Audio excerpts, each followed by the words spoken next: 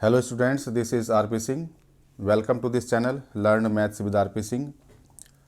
आज इस वीडियो में हम सैम्पल पेपर लेते हैं। Sample paper 2020 and 21 class 10th mathematics. इसका टाइमिंग 3 आवर्स का है। टोटल क्वेश्चंस इसमें 36 हैं और इसमें पार्ट हैं।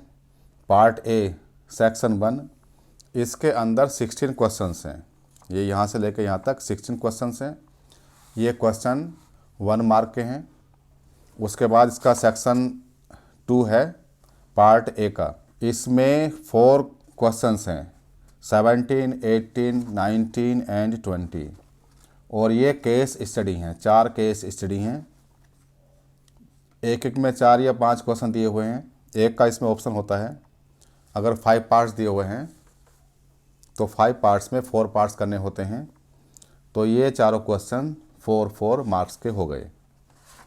इसके बाद में पार्ट बी स्टार्ट हो जाता है 21 क्वेश्चन नंबर से। इसमें 26 तक हैं।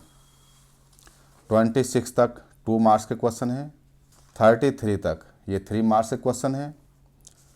34, 35, 36 ये क्वेश्चंस 5 मार्क्स के हैं। तो इससे एक पैटर्न पता चल जाएगा कि क्वेश्चन पेपर का पैटर्न किस तरह का होता है, ये आपको पता चल जाएगा। अब इसको हम सोल्व करते हैं। मैंने सोल्व किया हुआ इसको। पहला क्वेश्चन है, what is the HCF of 2 consecutive even numbers. 2 क्रमागत सम संख्याओं का HCF निकालना है। तो ये पहला क्वेश्चन है, क्रमागत सम संख्याएं या कॉन्जिक्यूटिव इवन नंबर्स। तो इसको हम ले सकते हैं जैसे कि 2 और 4 ले लिया, या 4, 6 ले लिया, या 6, 8, इस तरह से आ जाएगा। तो अगर हम 2, 4 लेके HCF निकालें तो इनका HCF 2 आ रहा है। 4, 6 का भी HCF निकालें तो 4 के फैक्टर 2 इंटू 2, 6 के फैक्टर 2 इंटू 3 हो गए। तो यहाँ पर जो 2 है ये दोनों में आ रहा है, 4 के फैक्टर्स में भी एंड 6 के फैक्टर्स में भी। इसका मतलब इसका HCF 2 हो गया। तो पहले का आंसर 2 हो गया। जो 1 मार्क के क्वेश्चन हैं उनका हमें ज़्यादा बड़ा आंसर नहीं लिखना है, शॉर्ट में करना है, क्योंकि 1 मार्क ही हमें मिलेगा। तो इसलिए शॉर्ट में करने का प्रयास करना चाहिए, उसकी प्रैक्टिस हमें रहनी चाहिए। सेकंड क्वेश्चन है, if the sum of the zeros of the polynomials this is equal to their product then find 2 values of k. तो यहाँ पर हमें वैल्यू फाइंड करनी है के की, कि sum of zeros equal to product of zeros. तो यहाँ पर हमने क्या किया, sum of zeros alpha plus beta हो गया, माइनस बी अपॉन ए होता है तो -2 अपॉन के आ जाएगा। Product of zeros C upon A होता है तो 3k अपॉन के आ जाएगा। यहाँ से अगर कैंसिल करेंगे तो 3 आ जाएगा, दोनों को इक्वल करेंगे तो के की वैल्यू -2 अपॉन 3 आ जाएगी। और अगर इसको हम ऐसे करते हैं, -2 अपॉन के sum of zeroes, product of zeroes हो गया 3k अपॉन के। यहाँ से क्रॉस मल्टीप्लाई करेंगे तो 3k square is equal to -2k हो गया। दोनों को एक साइड ले लेंगे तो 3k square plus 2k is equal to 0 हो जाएगा। यहाँ से k कॉमन आएगा तो 3k plus 2 is equal to 0। आगे हम करेंगे सॉल्व इसको। दोनों का प्रोडक्ट 0 है, इसका मतलब if k is equal to 0, एक बार तो k 0 के बराबर हो जाएगा और दूसरी बार हम लेंगे if 3k plus 2 is equal to 0। k is equal to 0 से तो k की वैल्यू 0 ही आ गई। और जब हम 3k plus 2 is equal to 0 लेंगे तो इससे 3k is equal to -k2 होगा और k is equal to -2 upon 3 हो गया। तो यहाँ पर k की 2 वैल्यू आ गई, 0 एंड -2 अपॉन 3। तो यहाँ पर k -2 अपॉन 3 एंड 0, ये 2 इसके आंसर हो जाएंगे। Question number 3, for what values of k do the equations 3x - y + 8 is equal to 0 and 6x - ky is equal to -16 represent coincident lines. तो यहाँ पर हमें k की वैल्यू निकालनी है। k के किस मान के लिए निम्न समीकरणें 2 समपाती रेखाओं को दर्शाएंगे। तो यहाँ पर समपाती रेखाएं या कोइंसिडेंट लाइन, इनके लिए कंडीशन होती है A1/A2 is equal to B1/B2 is equal to C1/C2। तो A1, A2, B1, B2, C1, C2 की वैल्यू पुटअप करके K की वैल्यू फाइंड कर लेंगे और ये 2 वैल्यू आ रही है। Next question, question number 4, find the quadratic equation whose roots are twice the roots of 2x² - 5x + 2 is equal to 0। हमें एक क्वाड्रेटिक इक्वेशन या द्विघात समीकरण बनानी है जिसके रूट्स या मूल इस इक्वेशन के रूट्स के दुगने हैं। तो पहले हम इस इक्वेशन के रूट्स या मूल निकालेंगे। तो यहाँ पर निकाला गया है इसको 2x² - 5x + 2 is equal to 0। 2 × 2 4 हो जाएगा। इसको हम स्प्लिटिंग ऑफ मिडिल टर्म से करेंगे। 5x को -4x - 1x लिखेंगे तो ये 5x हो जाएगा माइनस का और इनकी मल्टीप्लाई 4 हो जाएगी। 2x कॉमन लिया, इधर से -1 कॉमन लिया, 2x - 1 × x - 2 आ गया इज इक्वल टू 0। तो इससे x की वैल्यू 1/2 एंड 2 आ जाएगी। इस इक्वेशन के रूट्स या मूल तो ये हो गए। अब जो नई इक्वेशन बनानी है उसके रूट्स इनके डबल होने चाहिए। तो अल्फ़ा डैश 1/2 का डबल कर दिया 1 आ गया, बीटा डैश 2 का डबल 4 आ गया। अब हम क्वाड्रेटिक इक्वेशन या द्विघात समीकरण बनाएंगे। x² माइनस मूलों का योग इंटू x प्लस मूलों का गुणनफल इस विधि से। तो इससे इक्वेशन बन जाएगी x² - 5x + 4 is equal to 0। ये इसका आंसर होगा। क्वेश्चन नंबर 5 है, write the discriminant of the quadratic equation x + 5² is equal to 2 × 5x - 3। इसका डिस्क्रिमिनेंट निकालने के लिए या विभक्तिकर निकालने के लिए पहले हम इस इक्वेशन को सॉल्व करेंगे। क्वेश्चन 5 में डिस्क्रिमिनेंट या विभक्तिकर निकालना है जो कि b² - 4ac होता है। ये इक्वेशन दी हुई है। a + b² का फार्मूला लगाया हमने यहाँ पर, ये ब्रैकेट ओपन किया, इसको फिर सोल्व करा। सोल्व करने के बाद आ गया x² + 0 × x + 31 is equal to 0। ये क्वाड्रेटिक इक्वेशन है, द्विघात समीकरण है। इससे हम b² - 4ac फाइंड करेंगे और ये माइनस का 124 आ रहा है। तो ये इसका आंसर होगा। क्वेश्चन नंबर 6 है, find the sixth term of AP 17। यहाँ पर AP फॉर्म नहीं हो रही है तो यहाँ पर आएगा पहले 17 फिर 14 फिर 11 और उसके बाद इस तरह से आएगा। तो इसका हमें सिक्स्थ टर्म निकालनी है, छठा पद निकालना है। तो यहाँ पर A इज इक्वल टू तो 17 हो गया और D निकालेंगे 14 - 17 करके, तो ये माइनस का 3 आ जाएगा। और सिक्स्थ पद, सिक्स्थ टर्म A 6 हो जाएगी A + 5D। तो इससे सोल्व करके हम सिक्स्थ टर्म निकालेंगे और ये आ रही है A6 is equal to 2। A 17 है, 5 × D की वैल्यू -3, तो सिक्स्थ टर्म हो गई 2। Question number 7, if the numbers this and this are in AP find x। ये जो नंबर्स हैं ये समांतर श्रेणी में हैं, x का मान ज्ञात करना है। तो यहाँ पर x का मान ज्ञात करने के लिए हम क्या करेंगे, अगर पद समांतर श्रेणी में होते हैं, AP में होते हैं, तो दो टर्म के बीच का जो डिफरेंस है वो सेम आता है, कॉमन डिफरेंस के बराबर होता है।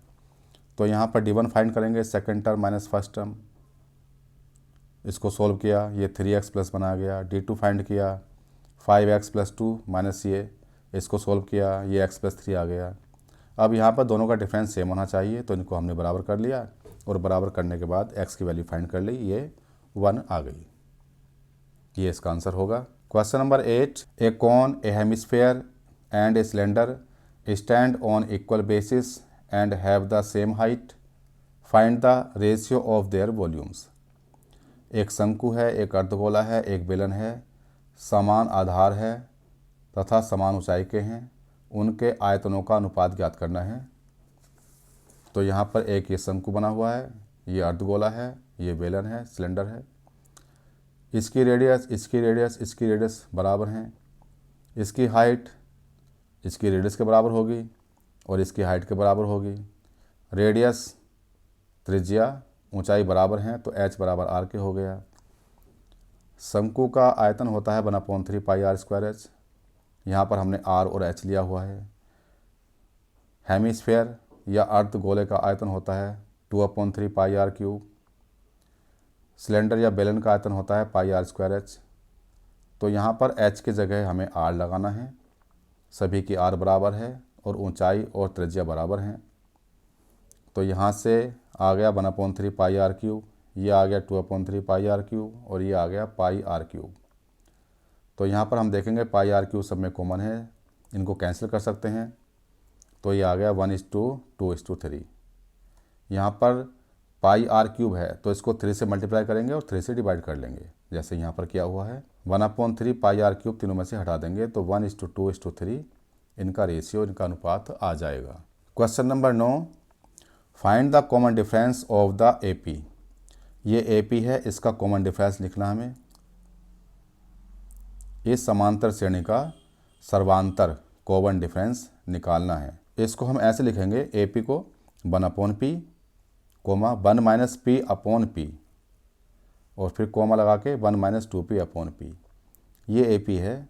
कॉमन डिफरेंस निकालने के लिए दूसरी टर्म में से पहले टर्म को माइनस कर लेंगे, तो second term minus first term. LCM लेके सोल्व करेंगे इसको, 1 से 1 कैंसिल, -P/P और ये -1 आ जाएगा। ये इसका आंसर होगा। क्वेश्चन 10 है, write the statement of fundamental theorem of arithmetic. अंकगणित की आधारभूत प्रमेय का कथन लिखिए। इसका हमें सिर्फ स्टेटमेंट लिखना है। तो फंडामेंटल थ्योरम ऑफ अरिथमेटिक है, every composite number can be expressed या factorise as a product of primes and this factorization is unique apart from the order in which the prime factors occurs। कोई भी composite number है उसको हम prime factors के product के form में लिख सकते हैं। जैसे कि 12 है तो 2 × 2 × 3 इस तरह से लिख दिया। इसमें 2 और 3 प्राइम नंबर्स हैं, अभाज्य संख्याएं हैं। इसको हम 2 × 3 × 2 इस तरह से भी कर सकते हैं। इनका सीक्वेंस चेंज हो सकता है, इनका ऑर्डर चेंज हो सकता है। तो ये फंडामेंटल थ्योरम ऑफ अरिथमेटिक है। हिंदी मीडियम वाले स्टूडेंट बुक में ये थ्योरम दी हुई है, वहाँ से स्टेटमेंट याद कर सकते हैं। Question number 11, write down the formula showing relationship between 3 measures of central tendency. केंद्रीय प्रवृत्ति की तीनों मापों के बीच संबंध बताने वाला सूत्र लिखिए। मीन, मोड, मीडियन, बहुलक, मध्यका एंड माध्य। तो इसका फार्मूला होता है मोड = 3 मीडियन - 2 मीन। यहाँ पर बहुलक आ जाएगा, यहाँ पर मध्यका और यहाँ पर माध्य आ जाएगा। Question number 12, in triangle ABC D parallel to BC and AD = x+3, DB = 3x + 19, A = x and C = 3x + 4, then find x। मतलब ये है कि एक त्रिभुज है, उसमें D समांतर है BC के, AD, DB गिवन है, AE गिवन है, CE गिवन है, x का मान निकालना है। तो यहाँ पर इसकी फिगर बनाई हुई है। ये ABC त्रिभुज है, D समांतर है BC के।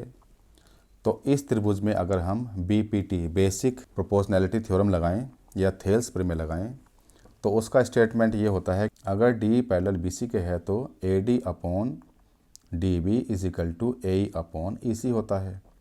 यही यहाँ पर लगाया गया है। AD, DB, AE और EC की वैल्यू पुटअप की, क्रॉस मल्टीप्लाई किया, सोल्व किया। सोल्व करने के बाद x की वैल्यू 2 आ गई। इस तरह से हम सोल्व कर लेंगे इसको, ये इसका आंसर होगा। Question number 13, someone is asked to choose a number between 1 to 100. Find the probability that the chosen number is prime. आप 1 से 100 के बीच से कोई संख्या चुनते हैं। 1 से 100 के बीच की संख्या चुननी है, तो इसके अभाज्य होने की प्रायिकता क्या होगी।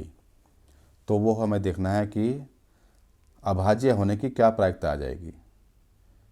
प्राइम नंबर्स, तो 1 से 100 के बीच जो प्राइम नंबर्स होंगे, जैसे कि प्राइम नंबर हम जानते हैं क्या होते हैं। स्टार्टिंग होती है 2 से, 2, 3, 5, 7, 11, 13, 17 इस तरह से चलते रहते हैं। हमें 100 तक के नंबर देखने हैं, तो इस तरह से टोटल नंबर आएंगे 25। हमें यहाँ पर प्रोबेबिलिटी निकालनी है प्राइम की 1 से लेकर 100 इसके बीच में नंबरों की। फार्मूला है favourable outcomes upon total number of outcomes. 1 से 100 तक के बीच में प्राइम नंबर्स या भाज्य संख्याएं आएंगी 25। इसको काउंट कर लेंगे 1, 2, 3, 4, 5, 6, 7 और आगे आती रहेंगी, ऐसे ही 25 आएंगी total number of favourable outcomes. और टोटल नंबर हो जाएंगे 1 से लेकर 100 के बीच में लेना है हमें, तो वो 98 होंगे। 1 नहीं लेना और 100 भी नहीं लेना, तो इसकी प्रोबेबिलिटी हो जाएगी 25/98। ये इसका आंसर होगा। Question number 14, if tan x equal to sine 45 degree cos 45 degree plus sine 30 degree then find the value of x। ये गिवन है, यहाँ पर x का मान यहाँ पर निकालना है। तो हम देखेंगे यहाँ पर इनकी वैल्यू पुटअप करेंगे। साइन 45 होता है 1/√2, cos 45 डिग्री भी 1/√2 होता है, दोनों की मल्टीप्लाई है। यहाँ प्लस का साइन है, साइन 30 की वैल्यू 1/2 है। इसको सॉल्व करेंगे तो 1/2 आ जाएगा, प्लस 1/2, हाफ और हाफ 1 हो गया। और tan में 1 वैल्यू होती है tan 45 डिग्री की। इसका मतलब tan x equal to tan 45 degree हो गया, तो x की वैल्यू 45 डिग्री आ गई इसकी तुलना करने पर, कंपैरिजन करने पर, और ये इसका आंसर होगा। Question number 15, if 3 different coins are tossed together then find the probability of getting 2 heads. 3 सिक्कों को एक साथ उछालने पर 2 चित्त आने की प्रायिकता क्या होगी। तो यहाँ पर हम क्या करेंगे, 3 सिक्कों को जब एक साथ उछालते हैं तो उसमें कौन कौन से आउटकम्स आते हैं उसका तरीका है, हमने पहले H and T लिख लिया। अब इसके साथ H के साथ HT, T के साथ भी HT लिखा, फिर इस H के साथ HT head and tail, T के साथ भी HT, इसके साथ भी HT और इसके साथ भी HT लिख दिया। इस तरह से ये पैटर्न बना लेते हैं। अब हमें टोटल आउटकम्स लिखने हैं, कौन कौन से होंगे।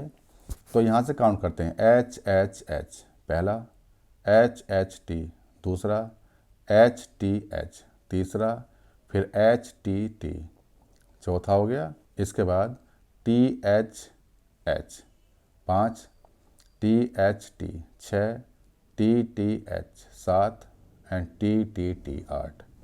ये टोटल 8 आउटकम्स हो गए।